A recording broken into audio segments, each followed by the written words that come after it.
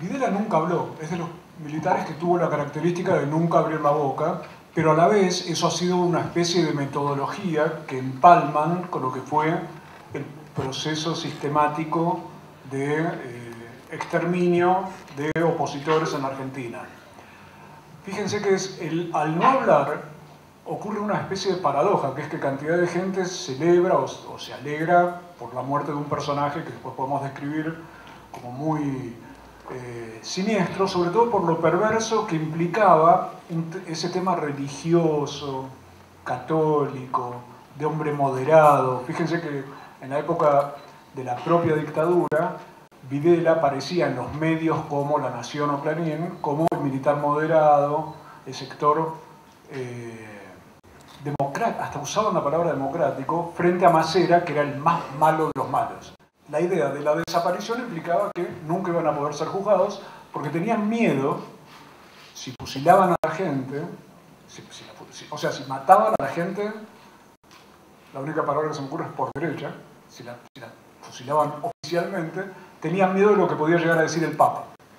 Eso lo planteó Arguindegui en varias reuniones y decía, contra el Papa no se puede fusilar. Que ahora no esté aquí y no sepamos dónde está Rodolfo Walsh, para poner un caso emblemático, es un delito que se sigue cometiendo mientras yo estoy pronunciando estas palabras.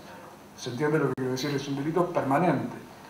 Primer asunto, entonces no se sabe de eso. Segundo, no se sabe qué ocurre y dónde están archivos que existen con respecto a esa información, que podrían dar un envión tremendo a la recuperación de chicos. Vieron que hay 100 y pico, no recuerdo el número exacto, de nietos recuperados. Le decimos nietos, o sea, son hijos de desaparecidos recuperados por abuelas. Por eso hablamos de los nietos recuperados. Pero podrían ser muchísimos más en la medida que estos archivos se abrieran. Pero el detalle crucial político de esta época es que nadie de la clase política reclama que las Fuerzas Armadas entreguen esa información, siendo que las Fuerzas Armadas se supone que son subordinadas al poder político. Nadie en ningún país del mundo hubiera dicho es posible juzgar a militares que tuvieron el poder, que hicieron desaparecer a la gente, que gobernaron o desgobernaron, o sea, que tuvieron el poder absoluto. Nunca se había podido hacer esto.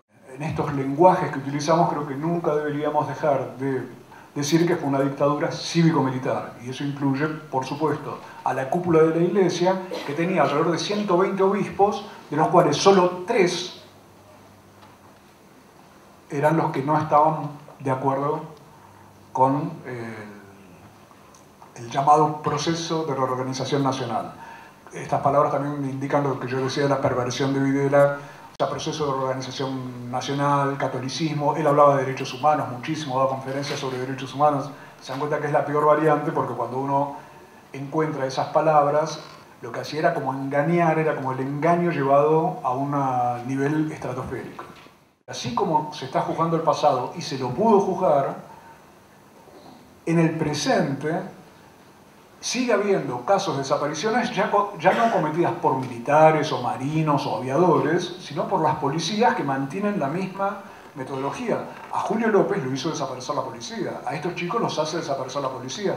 Y yo te pregunto, ¿y por qué el gobierno, los gobiernos, porque están los gobiernos provinciales además sumados, no hacen nada para resolverlo? Y a mí me queda una sensación, te diría por la experiencia mía en todos estos años de trabajo, que es que los gobiernos van... Mucha gente de algunos gobiernos van hasta donde ven que nadie los molesta. Porque si no la policía te empieza a tirar muertos, muchos casos de homicidios y cosas por el estilo, y enseguida se empieza a generar la sensación de inseguridad. Vieron que uno dice la sensación de inseguridad es mediática, este planteo.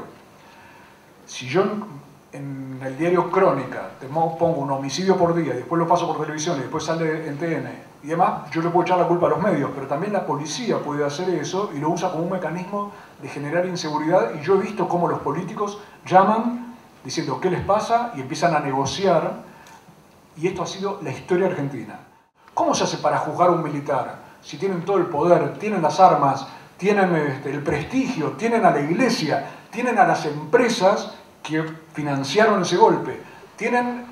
Hasta tuvieron el consenso de la sociedad argentina. ¿Cómo se hace? Y sin embargo unas locas que usaban un pañal en la cabeza, eran 14 solamente, en la Plaza de Mayo, te vuelvo a decir, en la previa, una causa perdida totalmente, sin embargo, se logró juzgar a los militares. Nadie decía cómo, nadie tenía la respuesta de cómo. Lo que haces es empezar a buscar algo y ahí empiezan a encontrarse los mecanismos para hacerlo.